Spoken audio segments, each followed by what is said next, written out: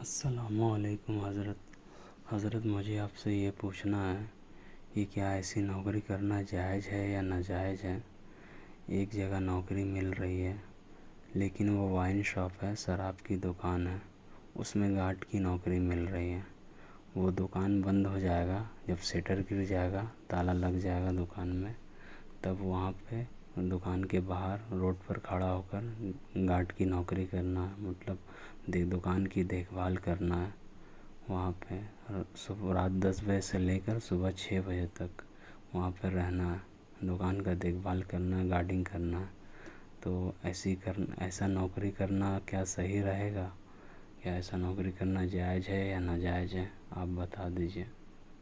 शराब की दुकान का सिक्योरिटी गार्ड असल में शराब के काम में किसी भी किस्म की मदद जायज़ नहीं है। बट जो सिक्योरिटी काम है, सिक्योरिटी की जो जॉब है, उससे शराब का बेचना, ख़रीदना, उठना, रखना या उससे रिलेटेड कोई मसला नहीं है। तो गार्ड कभी कभी ऐसे भी होते हैं कि सोसाइटी के गार्ड होते हैं और वहाँ शराब की भी दुकान होती है, तो उनकी जो काम होता है वो सिक्योरिटी गार्ड सर्विस देना वो होता है सोसाइटी के लिए।